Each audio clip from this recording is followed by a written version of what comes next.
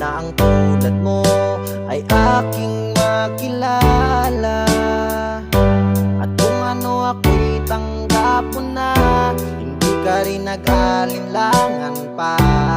Ikaw at ako'y hanggang wakas ay tayo ng